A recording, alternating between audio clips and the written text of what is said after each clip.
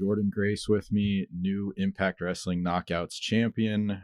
You have the title now. I know, you commented on it, but we put up a post about feeling like you didn't get your just due with the first title reign, not performing in front of crowds and that. But how you feeling a couple days removed after winning the match and kind of having time to reflect on what you want to do as champion this time around?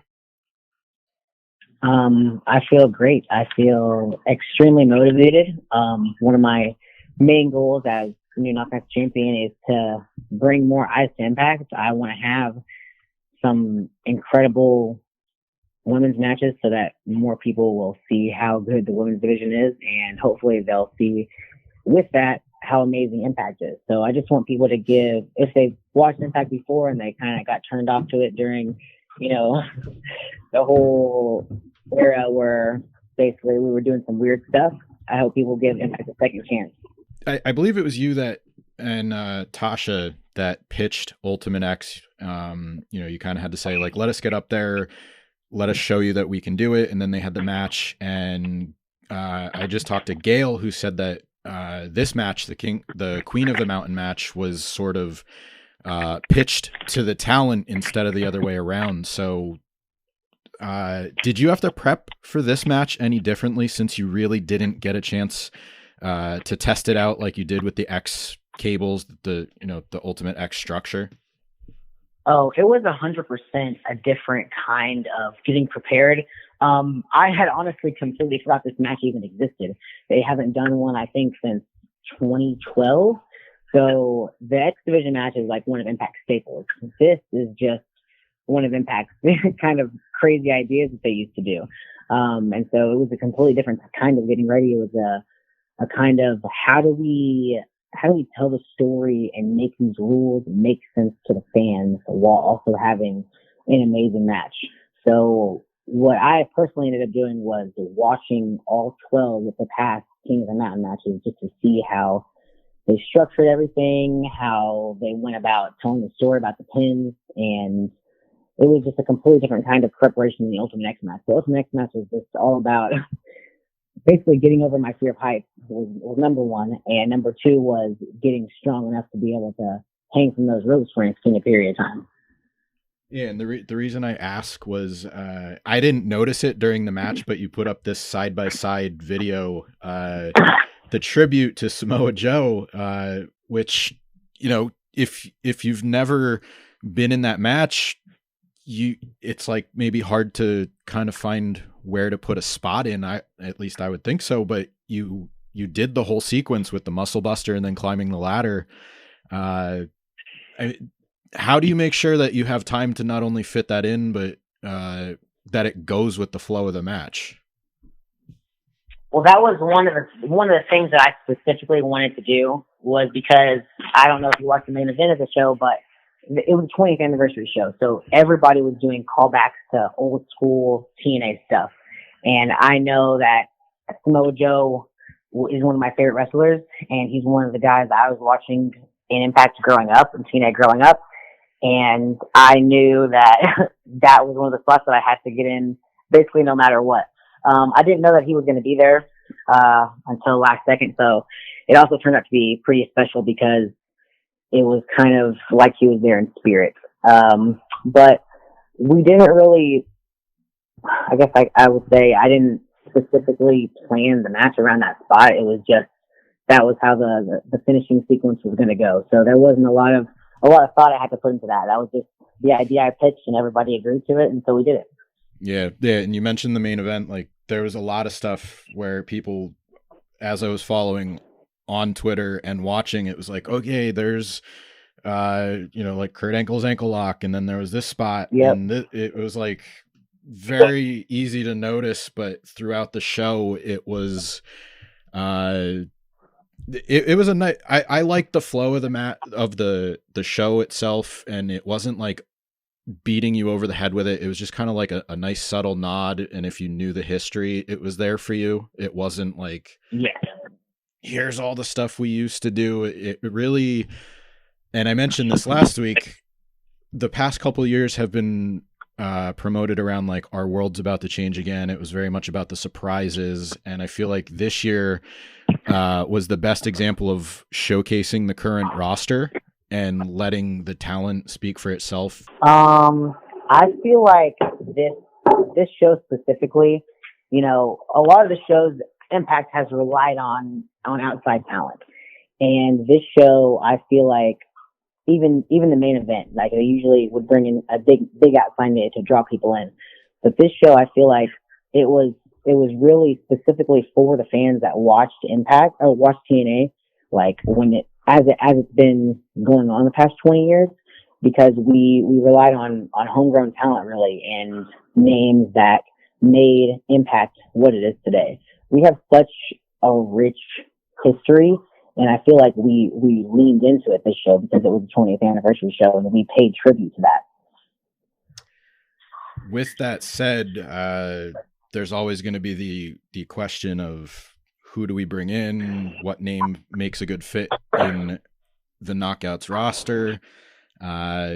You recently did an interview with Muscle and Fitness and said Dakota Kai, King Coda was a dream match of yours. So what kind of balance do you think there should be where you have a show of it? As far as I can tell, like the reception to Slammiversary has been very positive overall, where you rely on the current talent, but then, you know, you're going to have those dream matches or free agent signings. Like, what kind of balance do you think there should be moving forward? I think specifically for that show, I think that we didn't need any other outside talent. We didn't need any other surprises. We had enough surprises in bringing back old people that used to work for Impact. But moving forward, I think that we just need to rely on who we have, on the homegrown talent. It would be awesome to bring in someone like Dakota Kai to Impact, but I think we have such an incredible roster right now that we don't necessarily need anybody else to come in. Like, I know that AEW signed a ton of people and they're all extremely talented people, but there seems to be a surprise every week. And I think that Impact just needs to build up who they have now. Yeah, and I mean, this is my opinion, but it's like, if there's a surprise every week, is it really a surprise? If there's a big thing every week, is it really a big thing? So, and with surprises nowadays, especially, surprises are just they're always leaked in anyways, right? Like, it's almost like it's not a surprise because the dirt sheets somehow get hold of the information. Fair enough. Yeah. So if you're on social media, there's a good chance that you're going to find something out before you want to. I'll use a good example because it's coming out today, but Doctor Strange is on Disney Plus. I was spoiled like 3 hours after it was in theaters. So it happens. It's very much a spoiler culture now, no matter what you're doing. I did want to circle back around. You've done everything in Impact, like as far as championships, Knockouts champion now 2 times, digital media champion, Knockouts tag team champion. What other goals are you kind of looking at? Like, obviously we started talking about how you want to define this second reign as Knockouts champion, but is there another goal that, you know, you kind of have set for yourself, like the rest of the year, or whether it's as champion, anything that comes to mind? Well, I would love to break Kaya's streak as, you know, the longest reigning Knockouts champion. So that's the goal I have. But obviously that's not entirely up to me. Another goal I have is, I think I said this, just to bring more eyes to the Knockouts division in general. I really want to be the best champion I can for this company. I feel like they put a lot of responsibility on me, and I feel like I'm really ready to be the face of the Knockouts division. You also, when you were digital media champion, it was not labeled as such, but intergender matches. Is that something that maybe you would entertain doing again? Like, there's names on the roster. Of course. Go ahead. Of course, eventually. Obviously, with the Impact Knockouts title, there isn't a whole lot of opportunity for that. But one of my biggest goals in Impact before I eventually move on or retire would be to win every title at the company. So I believe I have 3 left to go: the tag titles, the X Division title, and the world title. Yeah, and you mentioned I think it was the same interview, but the denim outfit and wanting a tag team run with W. Morrissey. So I think that was well received. I think you posted a picture with Josh too, like just reflecting on like when he was X Division champion and then now he's World Heavyweight champion. I mean, I'll throw it out there. I think that would be a pretty fun match between you two. Yeah, I definitely think so too. Josh is absolutely insane, so I'm a little bit scared to wrestle him, to be completely honest with you. But he's definitely one of the best wrestlers in the world and the best wrestler at Impact, in my opinion. I mean, honestly, even if I don't get to wrestle him for the world title, I would love for us to be possibly a tag team together, because collectively we've held every belt at Impact. Mm-hmm. Obviously, the Queen of the Mountain match is going to be fresh in people's minds, but you've been on a really great run the past year. Sorry, I have an interruption. Go upstairs. Oh, no Go way. upstairs. Go upstairs. My toddler learned how to open doors. That's adorable. So I apologize. Let me talk to him instead. Oh man, am I that bad? No, I'm just kidding.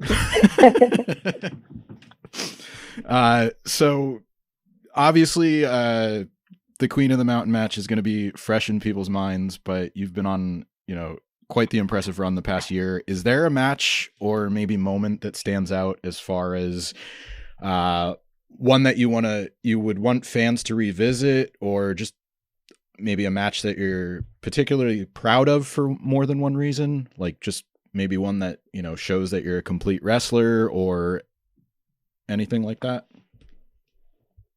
Honestly, there haven't been a lot of matches at Impact that I'm not proud of, that I wouldn't want fans to watch.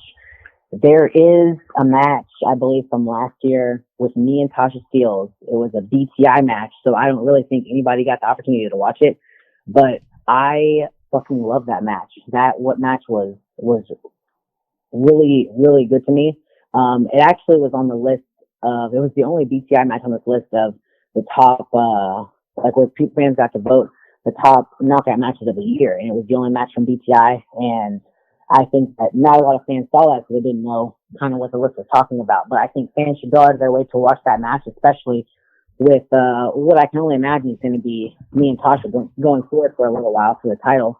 And you said the past year, so I won't mention the match between me and Gianna at Slammiversary when we first wrestled in Impact, but if fans want to watch that, that was also incredible. I also had my series of matches with Matt Cardona, and we had 3 really, really good matches, including the first ever digital media .combat match. And that was just a really fun, creative match that we put together, and I would love for fans to watch that too. And I could just go on and on, honestly. Like, there's a match between me and Jessica Havoc from a few months ago on Impact TV that we had. Like, honestly, I love wrestling all the girls, and like I said, there's not a lot of matches that I would tell fans not to go out of their way to see. Mm-hmm.